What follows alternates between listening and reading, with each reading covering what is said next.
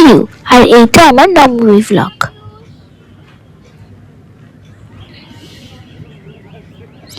চলে যাচ্ছি এখন বন্ধুদের সাথে ঠাকুর দেখতে, সাথে ভাই বোনরাও রয়েছে। চলো ব্লগটা স্টার্ট করি। কি মনে হচ্ছে যারা প্রিন্সেস না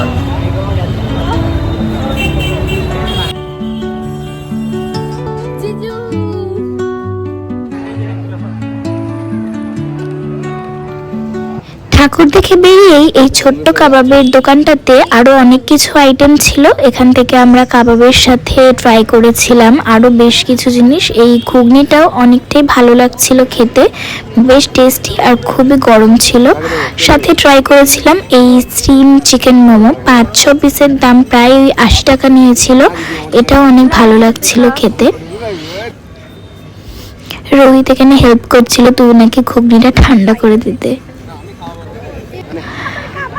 আমি এখানে ট্রাই করেছিলাম রেশমি কাবাব, আর এই চিকেনটা অনেস্টলি অনেক সফট আর জুসি ছিল।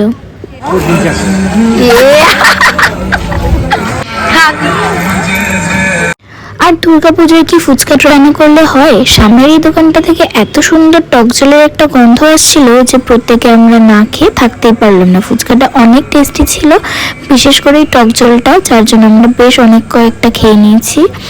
আর এখানে আমি চলে এসেছি নেক্সট প্যান্ডেলে, আর এটা এত সুন্দর সাবেকি ছিল, বেশ কিছু ফটো তুলেছিলাম।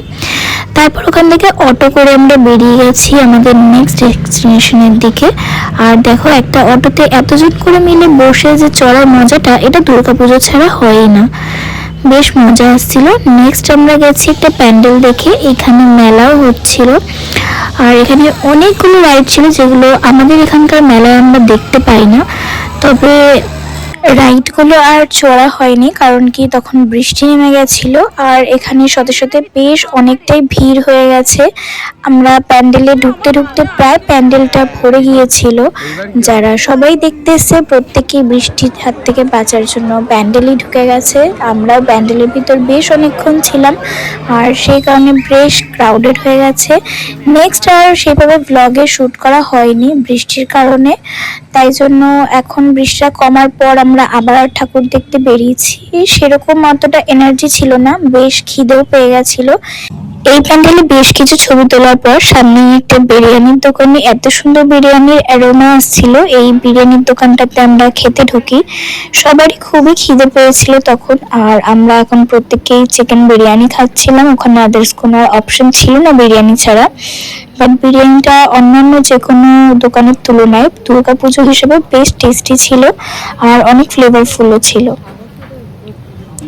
বিরিয়ানির সাথে একটা কোকও নিয়েছিলাম, সবার খুবই টেস্টও পেয়েছিল। আর বিরিয়ানি খাওয়ার পর কোকটা অনেকই রিফ্রেশিং লাগে।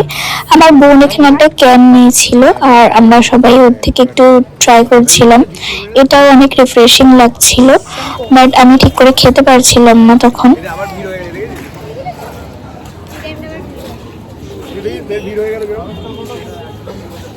মুখে যাচ্ছে না। চলে এসেছি নেক্সট প্যান্ডেলে, আর এইখানে থিমটা আমার এখন মনে নেই, বাট এটাও অনেক সুন্দর লাগছিল প্যান্ডেলটা দেখতে। দুর্গাপুজোর এই ইউনিকনেস আর ক্রিয়েটিভিটিটা নিয়ে কলকাতা।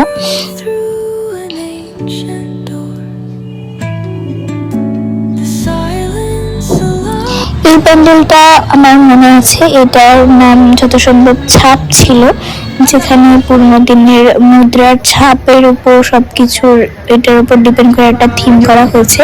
আর এই প্যান্ডেলটা তোমরা সবাই নিশ্চয়ই দেখতে গিয়েছো, এটা হচ্ছে দমদম ভারত চক্র। এটা ওয়ান অফ মাই ফেভারিট একটা দুর্গাপুজোর প্যান্ডেলের মধ্যে, নবমীর আমার দেখা বেস্ট প্যান্ডেল। আর এটা আমার সব থেকে পছন্দের একটা প্যান্ডেল নবমীর।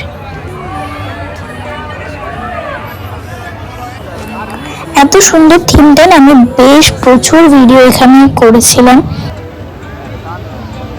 আর এখানে দেখো প্যান্ডেলের বাইরে রোহিত একটা ফাঁকা টোটো দাঁড় করানো ছিল, ওইটার উপরে উঠে গেছে, ও টোটোওয়ালা হয়েছে, আর আমরা সবাই প্যাসেঞ্জার।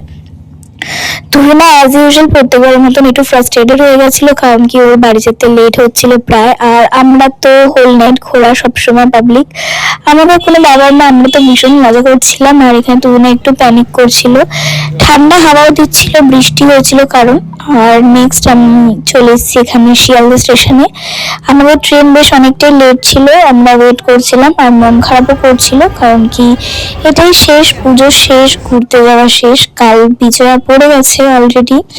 তো দেখা হচ্ছে পরের দিন বিজয়ার ভ্লগে। Welcome to my another episode. এই এপিসোডের মধ্যে আমি বিজয়ের ক্লিপগুলো অ্যাড করে দিচ্ছি, কারণ বিজয় আমার কাছে বেশ কিছু ক্লিপিং কম আছে, ডিলিট হয়ে গেছিল, তাই আমি আর আলাদা করে ভ্লগে দিলাম না। এটা হচ্ছে আমাদের পাড়ার প্যান্ডেল, এটা আগেও তোমাদের অন্য একটা ভ্লগে আমি দেখিয়েছিলাম। এটা রাত্রিবেলা বেশ সুন্দর লাগছিল, আর এখানে বরণের জন্য অনেকক্ষণ লাইন দিতে হয়েছিল আর খুব ভিড়ও হয়ে গেছিল। আর এইটা ছোট্ট বাচ্চা, এটা আমার দিদির মেয়ে, তো ওরা এসেছিল বরণ করতে আর আমি একটু ওকে আদর করে নিচ্ছিলাম। দেখো কি কিউটরা।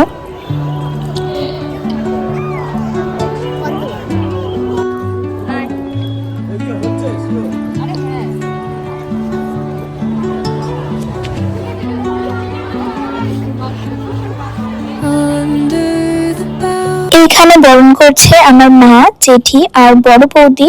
আর প্রতিমাটা কি সুন্দর লাগছে, আমার দেখে খুবই মন খারাপ লাগছিল। মায়ের মুখটা সত্যিই যেন কত মন খারাপ মনে হচ্ছে।